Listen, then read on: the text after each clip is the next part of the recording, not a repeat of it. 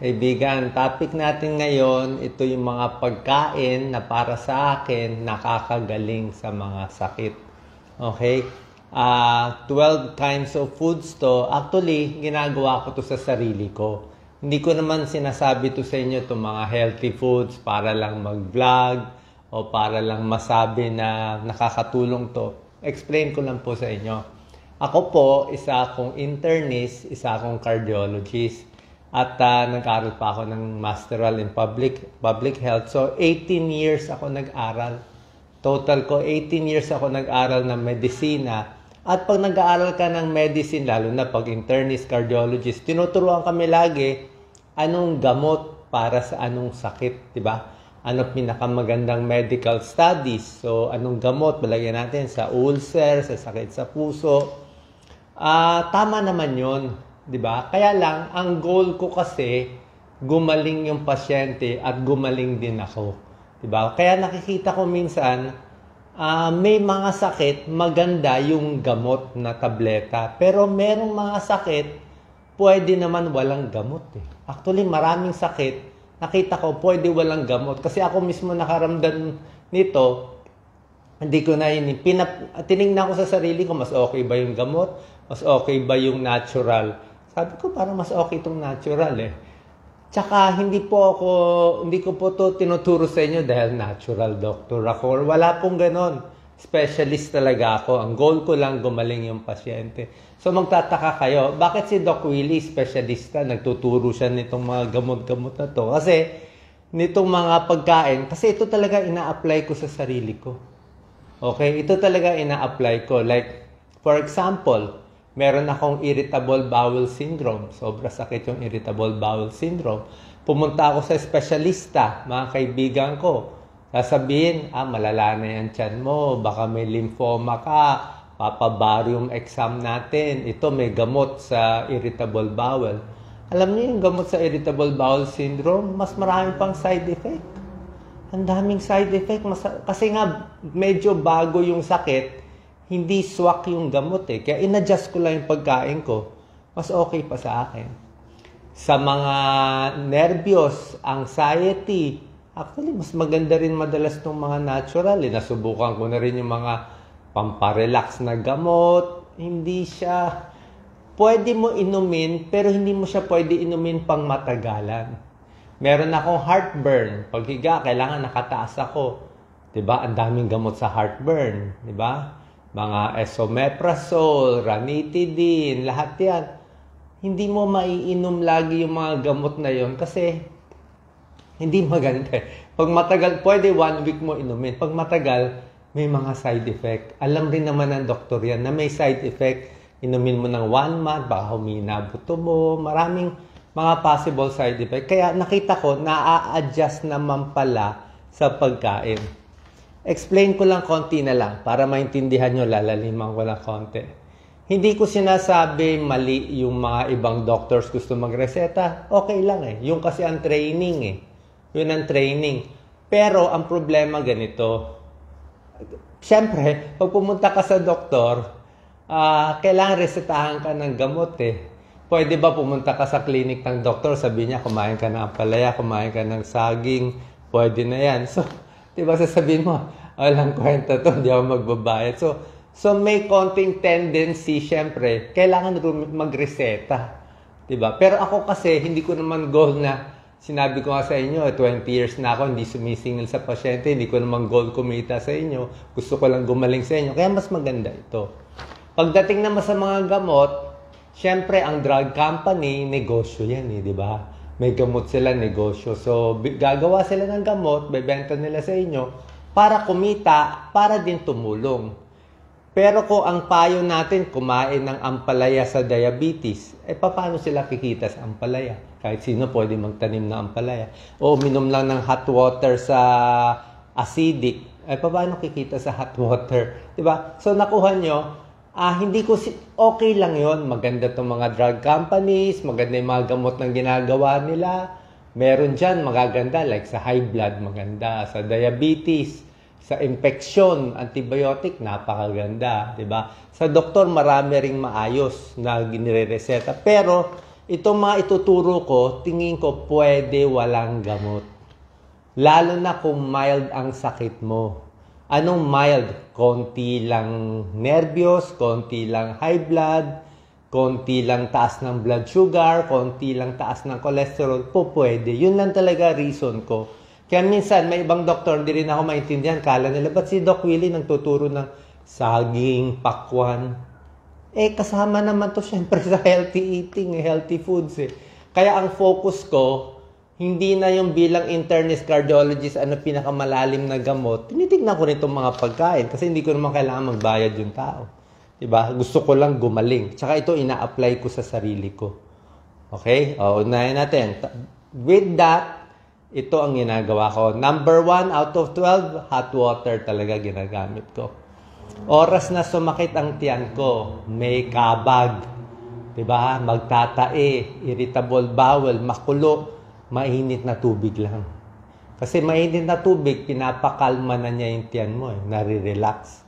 Tubig, premenstrual syndrome, kidney stones, pwede rin tubig. Tubig naman talaga sa kidney stones. UTI, mild na UTI. Mild lang na UTI, hot water din.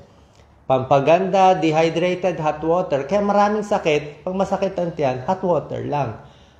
Pag masakit ang tiyan, syempre, sa doktor may reseta. Diba? Merong mga antispasmodic.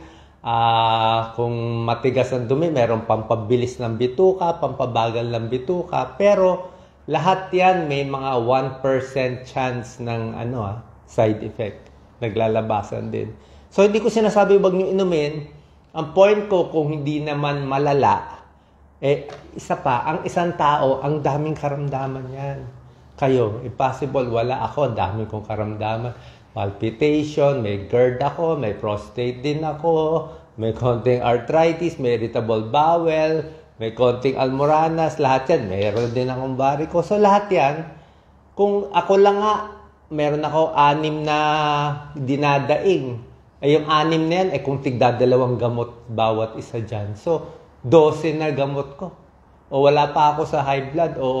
So, hindi nga pwede mo ibigay lahat gamot. Kailangan doon lang tayo sa sakto. Kung kaya naman makuha na hindi gamot, mas maganda. Diba? Pero, let's say high blood ka talaga, o at least 1 or 2. Na gamot sa high blood. Kung may diabetes, at least 1 or 2. Yung talagang need mo na stroke, na heart attack na, o wala nang choice, kailangan na. Pero para sa atin, ayoko muna ng ganito maraming gamot, kaya hindi ako hot sa over-the-counter. Diba? Hindi ako hot, hindi naman natin kailangan bumenta, hindi natin kailangan kumita ng pera sa mga over-the-counter. So, no need. Okay? So, wala ko ina-offend, wala ko problema sa mga drug company, trabaho nila yon. Pero ako bilang doktor, trabaho ko magpagaling ng tao, mas mura, mas safe, at mas mahaba ang buhay in the end. Ang end goal ko lang, sabihin lang ng followers ko o yung mga anak nila, at least si Doc tumulong, hindi naman kumita, natural lang naman yung tinuro. Minsan gamot, minsan natural lang.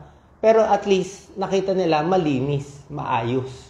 Diba? Walang ending na, may binenta palang gamot sa dulo. Wala po. Fake news yun po kung nakikita nyo na. May tiwala kasi yung tao sa akin, kaya laging ako fake news Ganun lang naman ang nilalagyan ng fake news. So, number 1, hot water, maganda. Number 2, oatmeal. Diba? Pag mataas ang cholesterol nyo, okay lang uminom ng statin, simvastatin, atorvastatin, pero subukan nyo muna oatmeal.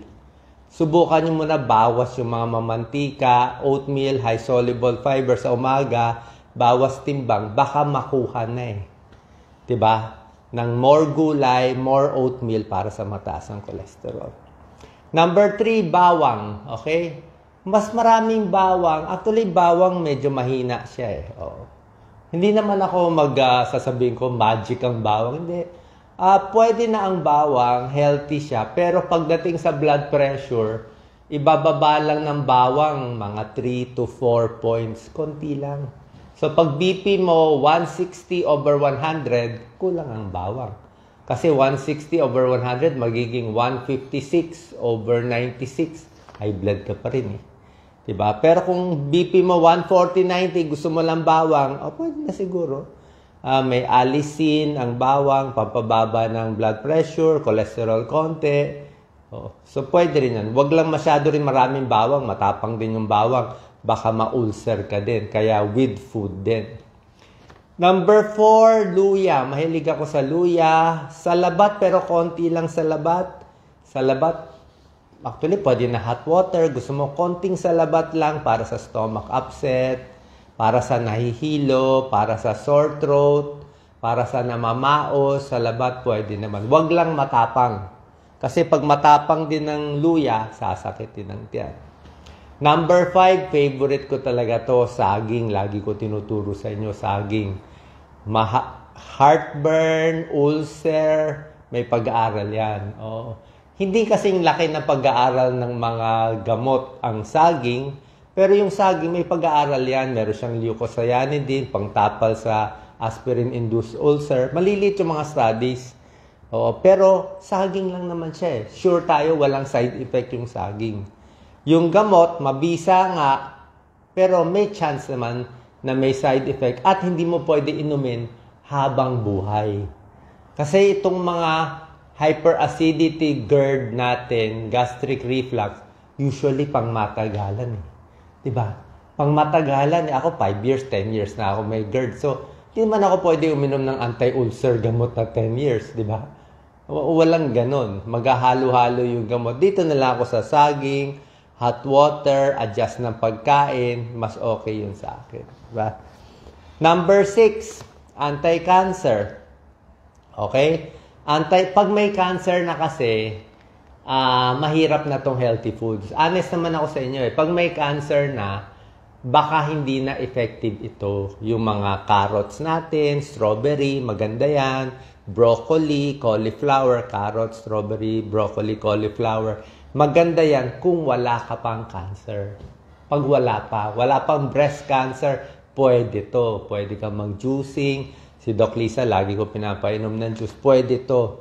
Diba? Pero pag may bukol na, hindi na nahahabol nito Pag may bukol na, wala tayong choice. Doon tayo kailangan ng doktor. Doon na kailangan yung opera. Talaga, papa-opera ko yung pasyente. Doon na kailangan yung chemo. Lalo na yung chemo actually, may libreng chemo pala sa atin din Actually, ito lang yung konti na may libreng oral chemotherapy sa cancer. I think stage 2, stage 3, meron sa PhilHealth. So, maganda yon. So, depende sa lugar. Pero pag wala pa, mas okay to sa akin. Yan ang number 6.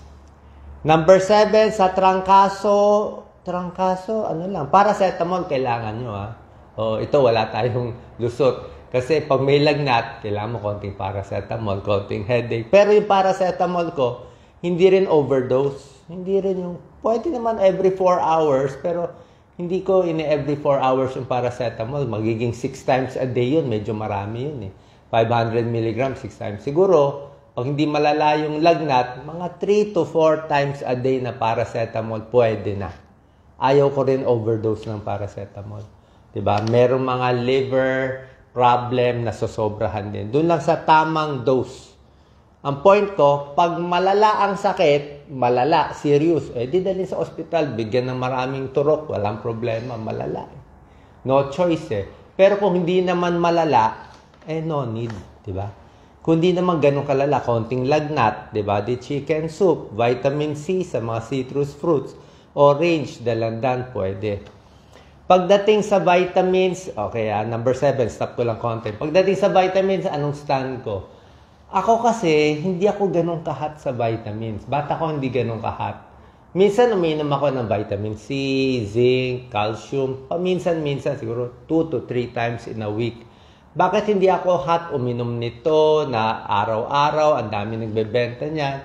Kasi wala pa po, ulitin ko, wala pa talagang pag-aaral ako nakikita na magandang medical studies na nagsasabi, pag uminom ka ng vitamins, hahaba buhay mo. Wala pa Sana meron. Kung meron magsasabi, iinom ka nitong multivitamin, hahaba buhay mo, proven, iinumin ko yun. Diba? Pero wala rin naman nagsasabi, pag uminom ka ng vitamin, mas maaga ka mamamatay. Wala rin naman ganun. So, okay lang. Uminom kayo ng multivitamin, baka may tulong, baka wala. Pero, hindi ako ganun kahat doon. Kasi hindi siya proven eh. Hindi siya proven. Yung ibang kababayan natin, inom ng inom, kala nila yun ang magic. Hindi. Inumin mo man, lagay mo man sa swero yung vitamin, walang pag-aaral eh. Nothing to show eh. O, tinitingnan ko palagi. Who knows in the future. Pero, ang may pag-aaral na nagpapahaba ng buhay, nagpapakonti ng cancer, ang proven talaga. Proven to, pagkain. Gulay, di ba? Gulay, isda, talaga nagpapahaba ng buhay. Vegetarian, mahaba buhay. Seventh-day Adventist, mahaba buhay. Yung sa Japan, yung mga lugar na mga, ano ba sa Japan? Puro gulay, puro tofu. Sila yung mahaba ang buhay, di ba? Mahina sa karne, mahina sa taba. Yun ang mahaba buhay. Proven yun. Yun ang proven. Di ba?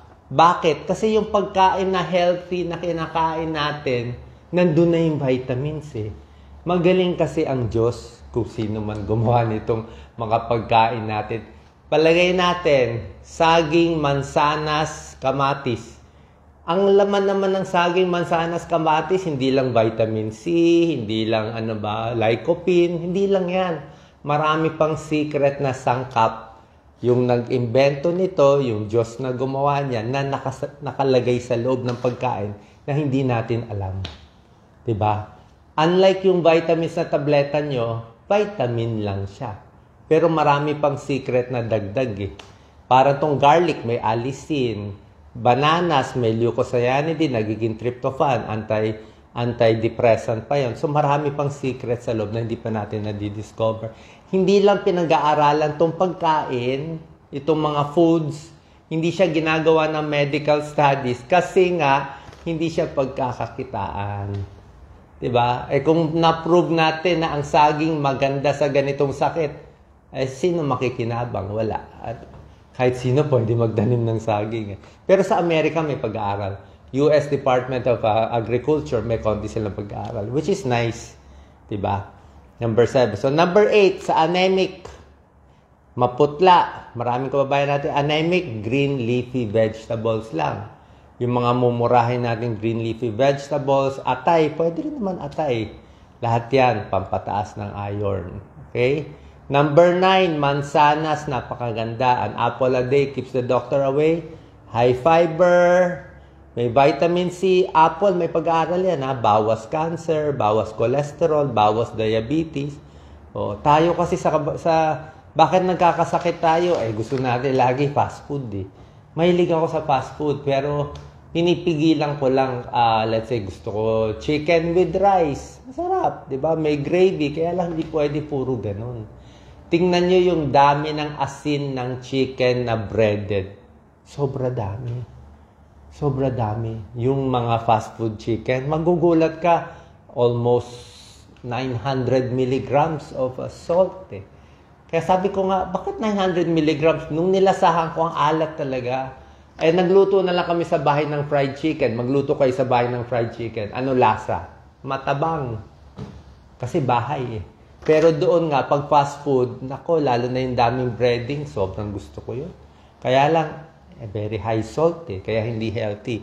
Kaya nga, kahit paulit-ulit sinasabi, yung fast food, nakakataas ng high blood, nakakataas ng cholesterol, eh masarap, pero kaya nga binabawasan ko. Kasi nga, pag titingnan mo talaga, pwede kainin pa minsan-minsan, pero hindi siya talaga healthy. Pero yan ang gusto ng kababayan natin. Yan ang problema. Diba? Number 10. Para akong silang plaka dito. Number 10, fatty fish. Yan, mga tuna, tamban, hasa-hasa, salmon, mahal eh. Bangus, pwede na yan. May omega-3 fatty acids, di ba? Isda, maganda rin. 3 to 5 times a week, proven yan. Sa puso, palpitation, pampababa ng cholesterol.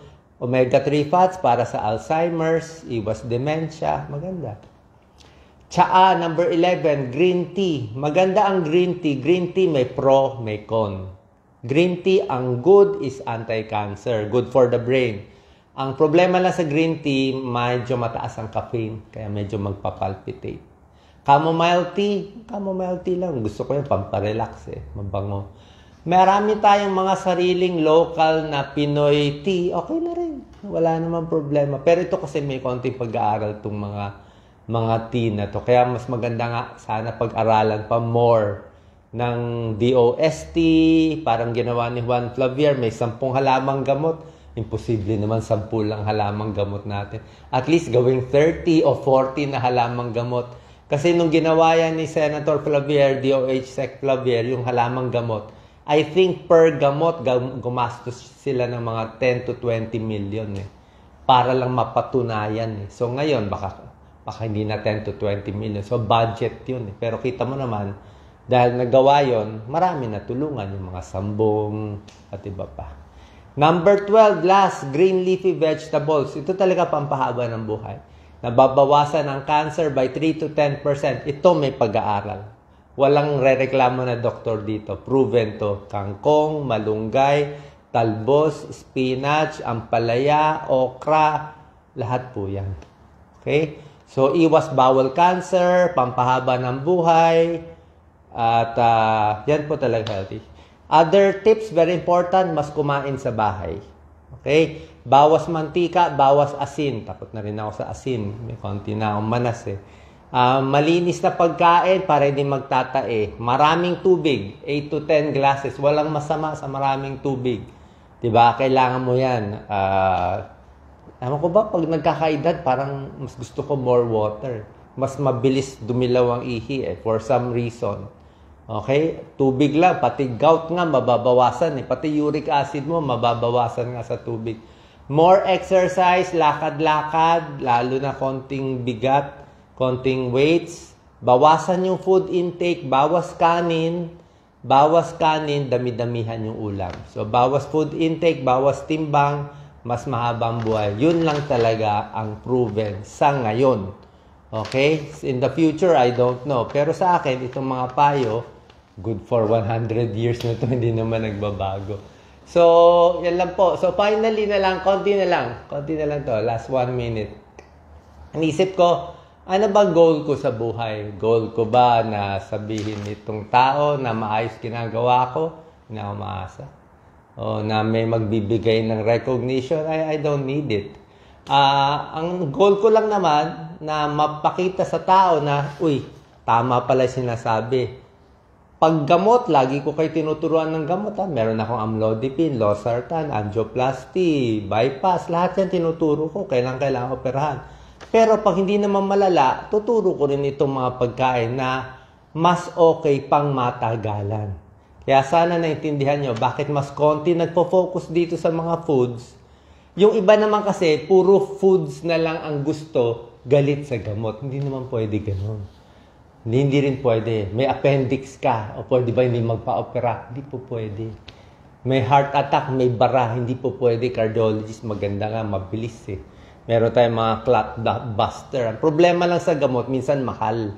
Kung hindi siya mahal, okay naman Yung mga laboratory test, maganda naman yan like sa prostate, wala tayong choice sa prostate. Iinom ka talaga ng gamot sa prostate kasi sa pagkain, hindi mapapaliit yung prostate. So, meron mga sakit, maganda yung gamot, para mas konti ang ininom natin gamot. Pero itong mga sakit na binanggit ko, lalo na kung simple lang, makukuha na nitong mga healthy foods plus other tips natin. Saan pa nakatulong tong video? God bless po sa inyong lahat. Para malinaw, nilaliman ko konti para maintindihan nyo saan tayo nang gagaling. God bless po. Thank you po.